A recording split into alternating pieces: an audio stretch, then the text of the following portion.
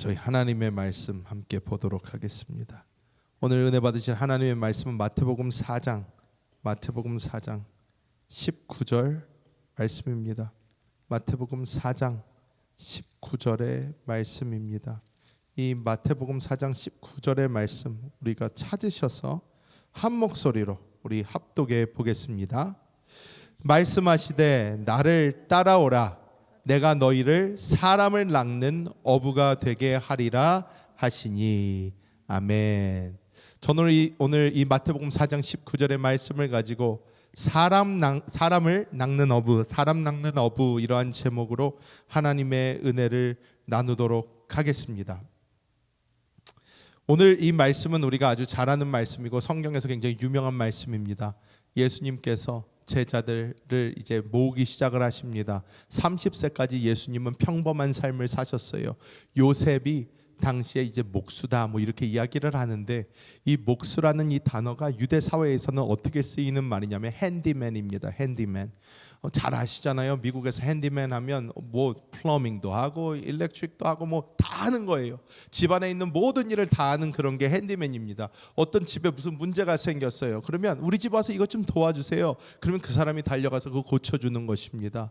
요셉이 그런 일을 했어요. 그러니까 예수님도 이 요셉 밑에서 배운 것이 그런 것을 배웠어요. 집에 어떤 문제가 생겼을 때는 이걸 이렇게 고쳐야 되는구나. 뭐 의자가 부러졌을 때는 이렇게 고쳐주면 되는구나. 뭐 이거는 이렇게 해주면 되는구나 하면서 예수님은 그러한 일을 하면서 이 30년의 세월을 사셨습니다. 30년의 세월을 사신 이 예수님께서는 그냥 그렇게 예수님 혼자서 이 일을 시작을 하신 것이 아니라 예수님이 이 공생애를 시작하시면서 제자들을 먼저 찾기 시작을 하십니다.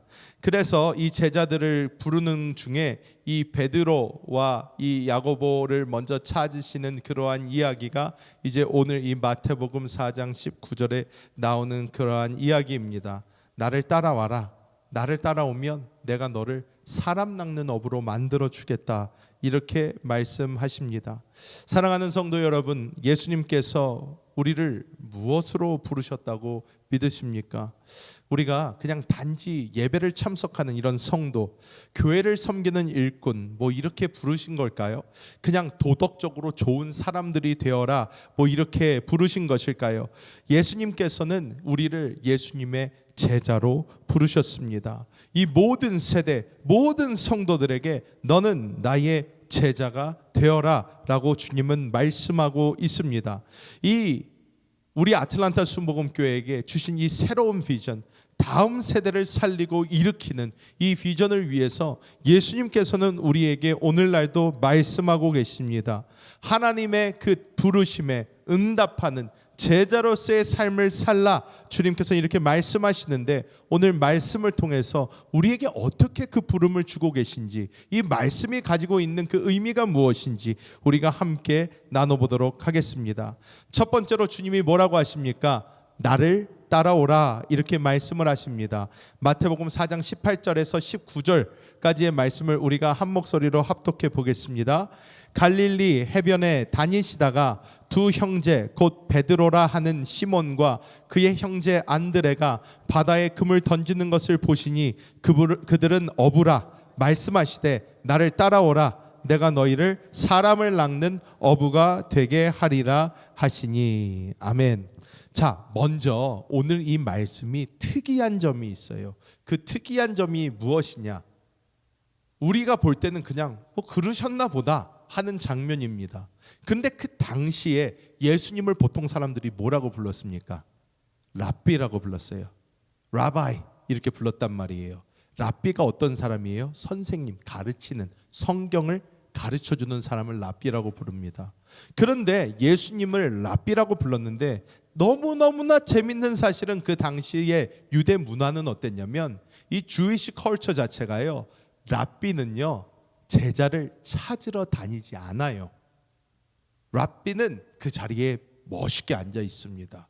권위를 가지고 나는 스승이다 라고 앉아 있으면 그 사람에게 배우고 싶은 사람들이 몰려옵니다. 추천서를 가지고 뭐라고 몰려와서 랍비님, 내가 랍비님 밑에서 배우고 싶어서 먼 길을 왔습니다. 내가 랍비님한테 꼭 가르침을 받고 싶습니다. 나의 스승이 되어 주십시오. 이렇게 하는데 예수님께서는 랍비이심에도 불구하고 사람들을 너 나에게 와서 요청해라 라고 계셨던 것이 아니라 예수님이 직접 한 사람 한 사람 찾아가셔서 그 사람들을 주의 일을 위하여 부르셨다는 거예요.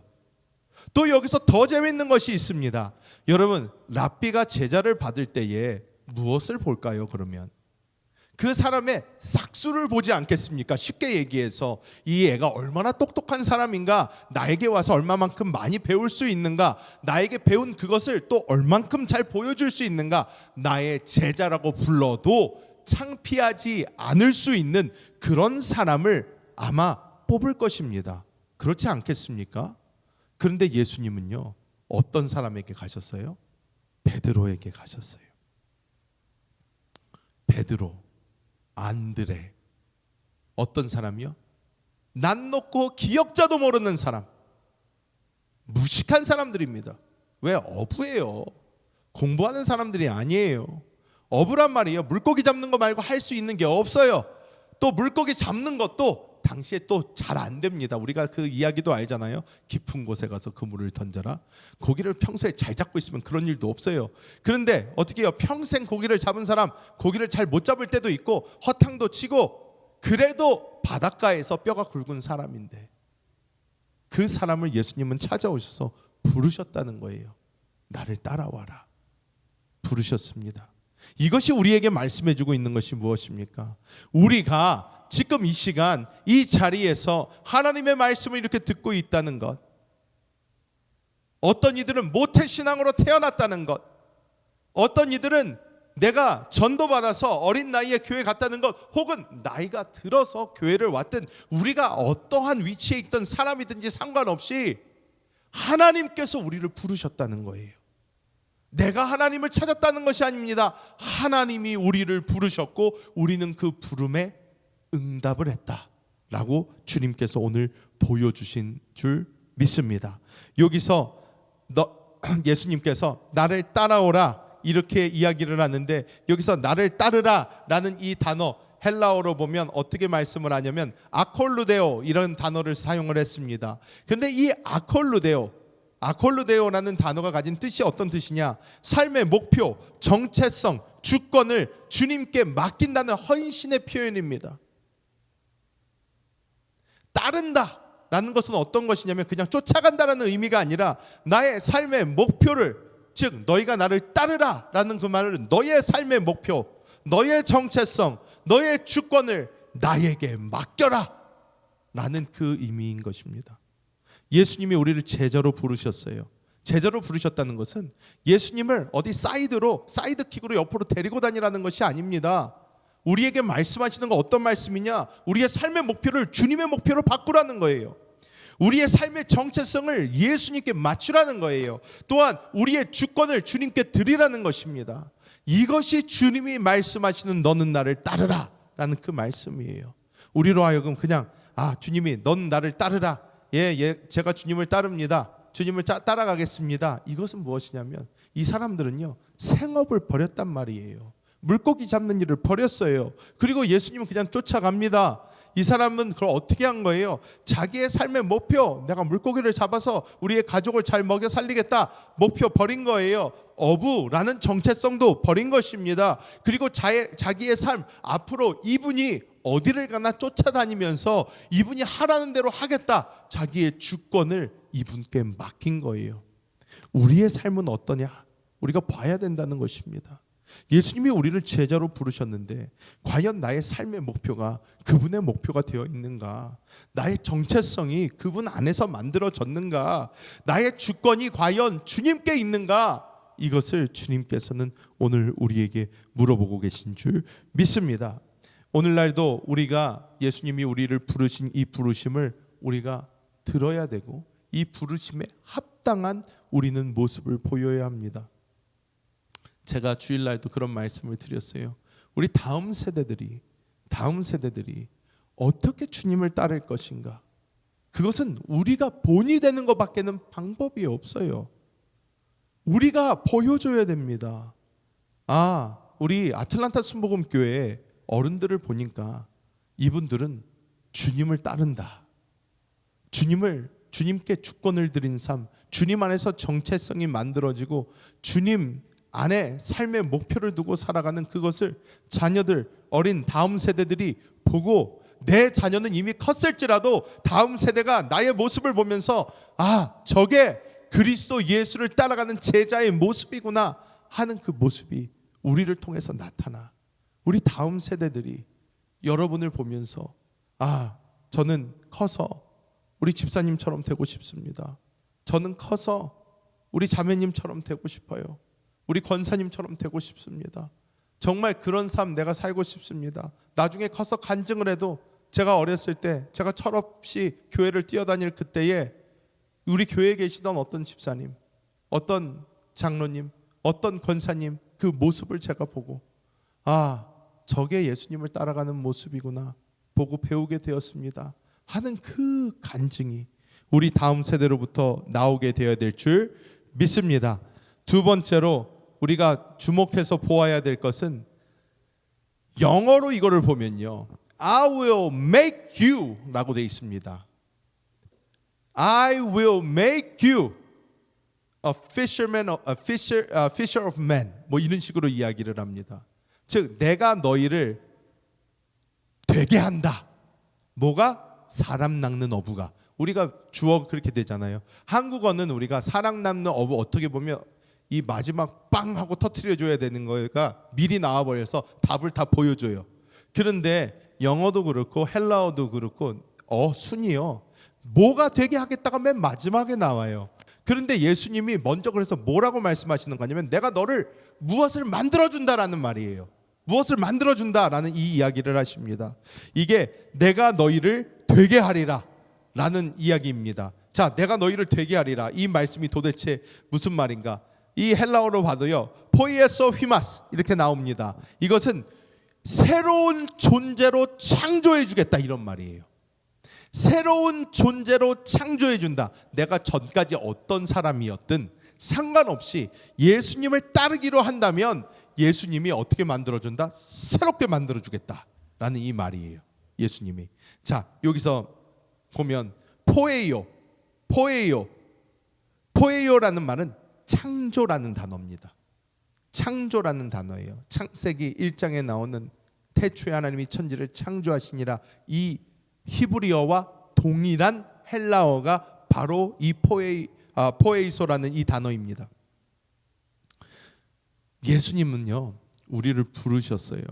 우리를 부르셨는데 우리가 예수님께 이렇게 나아올 때 예수님께 드리는 말씀이 뭐냐면, 주님, 하지만 저는 너무 부족해요.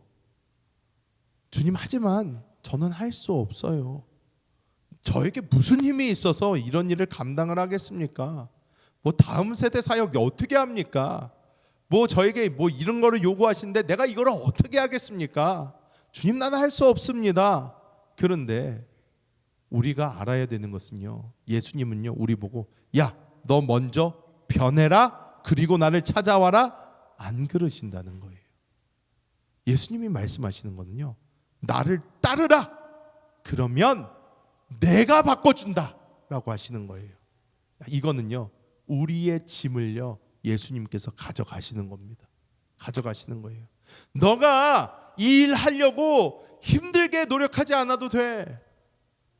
너는 그냥 나를 따라오면 내가 만들어줄게 라고 하는 거예요. 내가 해줄게, 내가 바꿔줄게. 변화의 주체가 내가 아니라 하나님이 되신다는 것을 오늘 이 말씀은 우리에게 말씀해주고 있는 줄 믿습니다. 자, 이 말을 한번 따라해 보겠습니다. 우리의 책임은, 다시 한번, 우리의 책임은 변화가 아니라 순종입니다. 하나님께 순종하는 게 우리가 해야 되는 거지, 우리는 나 스스로를 변화시키려고 노력하지 않아도 된다는 거예요. 많은 사람들이 이걸 착각을 해요. 내가 하나님 앞에 뭘 하려면 내가 뭐가 이게 돼야 되고 저게 돼야 되고 막 하는데, 하나님께서는 그렇게 말씀하지 않으세요. 너는 그냥 나를 따라와라, 그러면 내가 되게 하겠다라고 말씀해 주시는 거예요. 지금 우리가 뭐 새로운 꿈을 가지고 비전을 가지고 우리 교회가 막 나아가려고 이제 하는데, 우리가 이렇게 보면 하나님 뭐 아무것도 없는데 뭘 가지고 합니까? 아무것도 없는데 뭘 가지고 합니까? 사람도 없습니다. 뭐도 없습니다. 우리가 무슨 재산이 많은 것도 아니고 우리 아직도 너무나도 힘들고, 그런데 주님 뭐 어떻게 해야 되나요? 하는데 주님께서 우리에게 말씀하시는 것은요, 내가 너보고 언제 돈 벌어가지고 뭘 다 가지고 이렇게 오라고 했냐? 아니다. 너는 나를 따르라. 그러면 어떻게 해요? 주님이 만들어 주신다는 거예요. 주님이 해주신다는 거예요. 우리가 그것을 미리 걱정할 필요 없다라는 것입니다. 많은 경우 우리는 부담이 됩니다. 이거 어떻게 해야지? 어디부터 해야지? 어떻게 가야 되지? 근데 우리가 가질 것은 부담이 아니라, 변화해야 되는 게 아니라 순종하면 주님 알겠습니다. 내가 이 길로 가겠습니다 하고 걸어가는 그 순간 하나님께서 역사하시는 그 놀라운 은혜가 우리에게 부어지게 될 줄 믿습니다. 한 교사의 간증을 제가 읽은 적이 있어요. 한 교사가 청소년들을 이렇게 가르치면서 마음속에 또 이런 불타는 그런 심령을 가지고 내가 이들을 변화시켜 보겠다 그냥 막 하는데 왜 됩니까? 여러분, 제가 선교지에서요, 맨 처음에 이 사역을 시작을 하면서 중국에서 중고등부 학생들을 많이 맡았어요. 100명이 넘는 학생들을 데리고 막 하면서 제가 제 마음속에 정말로 제가 이들을 위해서 내가 모든 걸 다 주겠다. 제가 우리 아이들을, 그래서 그 당시에 그 중국에 같이 있었던 그 아이들을요, 제가 금요일 날 철야가 끝나면 다 저희 집에 데려가 가지고요, 저희 집에서 다 재우고, 아침에 일어나면 다 계란 깨고 베이컨 사다가 굽고 해가지고 미국식 브렉퍼스트를 만들어 가지고 다 먹였어요. 제가 총각일 때, 혼자 살 때 다 우리 집 와, 다 재우고 아침 만들어서 먹이고, 자 이제 집에 가라 보내고, 맨날 걔네들은 끝나면 다 교회로 와요. 교회로 오면 교회에서 만나주고 얘기해주고 같이 찬양하고 뭐하고 애들을 갖다 계속 하는데, 저는 그래서 제 마음속에 저도 모르게 뭐가 생겼냐면, 얘네들은 괜찮겠지. 내가 얘들한테 얼마나 많은 걸 쏟아 부었는데 라는 생각이 있었어요. 그리고 제 눈에는 변화되는 것 같아 보였어요. 그런데 저희가 충격에 빠진 일이 있습니다. 무엇이냐면, 제가 중국에서 사역을 마치고 목사 안수를 받고 한국에 가서 사역을 하면서 그때 당시에 저와 같이 있었던 그 임원들, 그것도 보통 애들도 아니고 임원들, 정말 열심히 했던 애들, 정말 내가 볼 때 성령 충만했던 걔들이요, 다 교회를 떠나버렸어요. 한국으로 대학을 오더니 싹 다 교회를 떠나버렸습니다. 저한테 소식이 2년 3년 뒤에 들리기 시작해요. 목사님 들으셨어요? 걔 이제 교회 안 가요. 걔 교회 떠났어요. 제가 정말로 옆에 끼고 있었던 그런 학생도 한국을 나왔는데, 심지어 제가 다니는 교회로 불렀는데, 그 친구도요, 조금 있다가 어떻게 해요? 중국이랑 다른 거예요. 분위기도 다르고. 중국에서는요, 여러분, 선교지는요 그게 있어요. 뭐가 있냐면, 선교지에 그 간절함이 있어요. 왜? 핍박이 실제로 있으니까. 중국 공안들이 불을 켜고 보고 있고, 조금만 잘못해도 잡아가려고 그러고, 목사님들이 감옥에 끌려가고 막 이러니까 그 뜨거움이 있어요. 불안함도 있고 모든 게 다 있어요. 그래서 더 뜨거워요. 왜? 언제 잡혀갈지 모르니까, 언제 어떻게 될지 모르니까. 근데 한국에 나왔더니 너무 좋은 거예요. 막 자유롭고 막 세상 문화가 너무 재밌고, 애들이 싹 다 교회를 떠나버려요. 정말로 제가 가장 사랑하던 몇 아이들은 아예 하나님을 믿지 않겠다고 떠나는 애들도 있고, 제가 그걸 보면서 얼마나 마음의 충격을 많이 받았는지 모릅니다. 걔네는 안 그럴 줄 알았는데, 제가 가장 믿고 있었던 사람들이 그렇게 돼버리는 거예요. 우리가 내가 할 수 있다, 내가 할 거다, 내가 해낼 거다 하는 그 순간 반드시 실패하게 돼 있습니다. 하나님, 나는 할 수 없습니다. 주님이 만드시는 분이고 주님이 하시는 분이고 주님을 의지합니다. 주님을 바라봅니다. 제가 그래서 그것을 내려놓고 그것을 포기하고, 제가 정말로 사랑하던 한 아이가 하나님을 떠났어요. 하나님을 떠났는데 그 아이가 제가 미국으로 다시 온다니까 그래도 그 어린 시절 자기와 자기를 너무 사랑해 줬던 목사님이니까 가기 전에 만났어요. 친구들하고 같이 그 당시 있던 친구들하고 같이.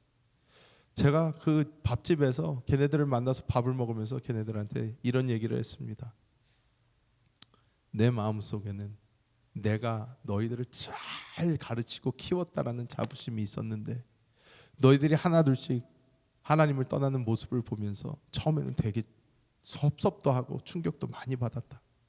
하지만 내 마음속에 지금도 확실한 게 있다면 너희는 하나님을 그래도 만났다. 하나님 살아계신 건 너희가 안다. 너희 마음속에 하나님이 진짜로 실제하신다는 그것이 반드시 있는 것을 나는 아는데 너가 그 하나님께 다시 돌아갈 것을 너희가 다시 돌아갈 것을 나는 분명히 믿는다 해서 그렇게 얘기를 해주고 제가 떠나왔습니다. 우리는요 하나님께 보여드려야 될 것은 어떤 우리의 성취도 결과도 아니라 순종만 보여드리면 됩니다. 네, 주님 부르셨으면 제가 그렇게 가보겠습니다. 하나님께서 우리 교회에 이것을 주셨으면 예, 알겠습니다. 그 길로 한번 따라가 보겠습니다. 주님 말씀하시면 가보겠습니다 하면서 우리가 순종하며 나아갈 때에 주님께서 창조의 역사를 만들어 주셔서 지금 메마른 땅에 싹이 트게 하실 것이고요, 마른 뼈에 살이 붙게 하실 것이고 하나님의 역사를 반드시 이루게 하실 줄 믿습니다. 마지막으로 세 번째로 예수님 뭐라고 말씀을 하십니까? 내가 너희를 사람 낚는 업으로 만들어 주겠다 이렇게 이야기를 합니다. 할리에이스 안스로폰 이렇게 이야기를 하는데 이것은요 되게 특별한 의미를 가지고 있습니다.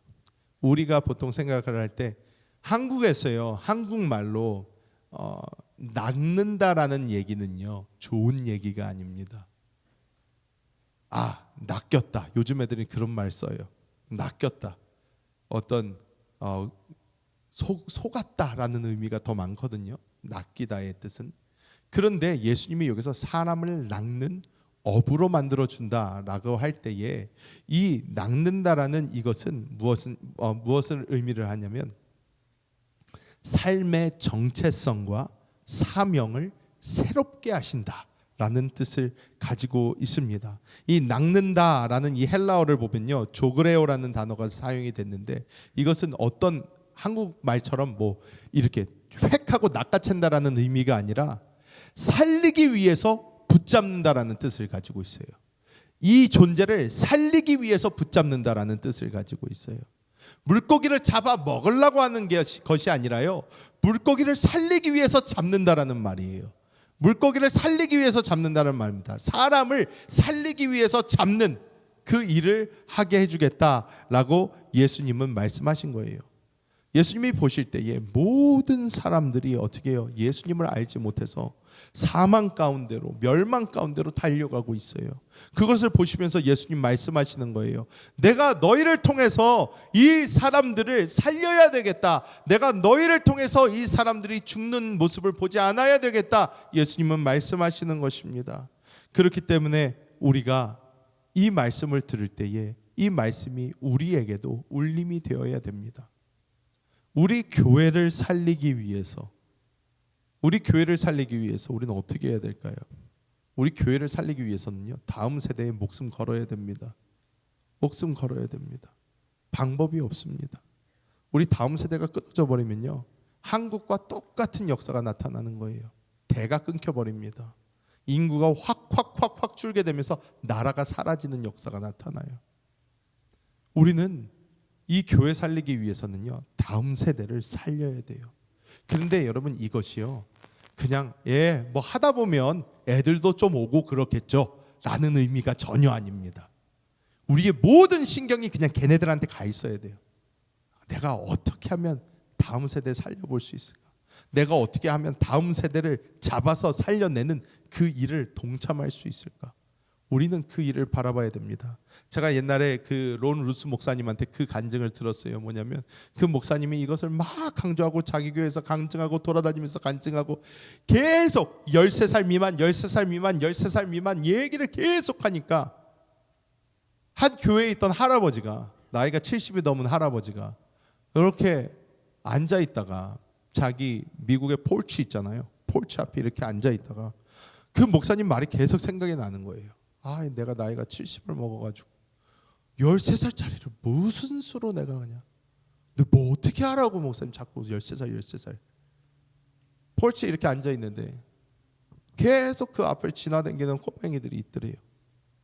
그래서 그 꼬마들한테 갈 때 반갑게 손을 흔들어주고 맨날 인사를 잘 해주고요. 하이 인사를 하고 헤이 인사를 한 다음에 그 애가 어느 순간 어느 날 같이 나가는데 인사를 하다 보니까 되게 목이 말라 보이더래요. 물 한 잔 줄까? You want some water? I got some coke too. 말을 건 거예요. 그 애가 맨날 지나다니면서 인사하는 할아버지니까 또 어디 사는지 확실한 할아버지니까 얘가 아 미스터 그러면서 와가지고 이제 그걸 한 잔씩 얻어먹기 시작한 거예요. 지나갈 때마다 조금씩 얘기를 하기 시작한 거예요. 조금씩 얘기를 하기 시작해서 이 아이가 나중에는 이 할아버지를 보면 쉽게 얘기를 하는 거예요. Hi mister, how are you? 얘기를 막 나누다가 이 교회에서 그 할아버지 교회에서 이 아이들을 위한 수련회를 한 거예요. 아이한테 그런 거예요. 너희 부모님한테 말씀을 드려서 우리 교회에서 하는 아이들을 위한 이벤트가 있다. 잔치가 있는데 너 거기 한번 와보지 않을래? 너 한번 와보지 않을래? 그래서요 이 아이가요 할아버지 그러면 내가 우리 친구들한테도 얘기해가지고 우리 친구들도 데리고 같이 갈게요. 그래가지고 그 주일날 아이들요 이만큼 끌고 왔다는 거예요. 그래서 그 할아버지 간증을 하더라고요. 여러분은 여러분 생각에 내가 도대체 13살을 어디서 만날 거고 내가 13살을 도대체 어떻게 할 것인가 라는 어떤 의문이 있을 수가 있습니다. 하지만 우리가 그것에 관심을 기울이기 시작하면요 걔네들이 보이기 시작을 해요. 갑자기 눈에 안 보이던 애들이 보이기를 시작을 합니다. 왜? 관심이 생기니까. 우리가 계속해서 주님께서 주신 그 사명을 가지고 우리가 바꿔가야 되는 거예요. 사람을 낚는 어부. 나는 이제부터 13살 우리 아이들을 살리는 사람이 되겠다. 여러분 그렇다고 밖에 나가서 뭐 얘기를 하다가 너 몇 살이니 그랬더니 뭐 I'm 15. 오케이 never mind 하지 마시고 그렇게 하라는 것이 아니라 어떻게 해요? 아이들한테 더 관심을 두고 아이들한테 한마디라도 더 던져보고 예수님 사랑 보여주고 우리는 늘 우리 또래한테 다가가려고 하는데 우리 또래 말고 영걸 제너레이션한테 우리가 다가가 줘야 된다는 것입니다. 그래서 우리가 이렇게 주님께서 말씀하신 이것에 순종해서 우리가 사람을 살리는 삶으로 나아갈 때에 우리는 우리 교회를 살리게 되는 놀라운 역사를 함께 이루게 될 줄 믿습니다. 말씀을 맺도록 하겠습니다. 하나님께서 우리 교회의 역사를 이루기 위해서 이 일을 시작을 하십니다. 저도 쉬운 일이 아닙니다. 절대 쉬운 일이 아닙니다. 저는 여러분에게 설교하는 것이 훨씬 쉽습니다. 이게 훨씬 쉬워요. 저는 그냥 이대로 유지를 하는 게 저는 절대적으로 더 쉬워요. 그냥 좋습니다. 저는 이렇게 기도하고 뭐 혼자만 나와서 기도를 해도 나와서 기도하고 이렇게 할 수 있는 곳이 있고 하면 좋습니다. 어떻게 해요? 하지만 주님께서는요 그걸 바라지 않으셔요. 저는 주님이 막 하라고 하지 않으면 안 해요. 안 합니다. 저는 막 일을 만들어서 하는 걸 좋아하는 사람이 아니에요. 그런데 하나님께서 우리를 부르셨잖아요. 그럼 우리는 어떻게 해야 돼요? 그 말씀에 순종해야 됩니다. 네, 주님 알겠습니다. 그 길로 가보겠습니다. 나는 힘들고 나는 못하겠지만 주님께서 만드실 것을 믿고 내가 그냥 주님 의지해서 따라가 보겠습니다. 하나님 도와주세요 하면서 우리가 걸어갈 때에 하나님께서는 여러분을 통해서 우리 아틀란타 순복음 교회를 변화시키실 줄 믿습니다.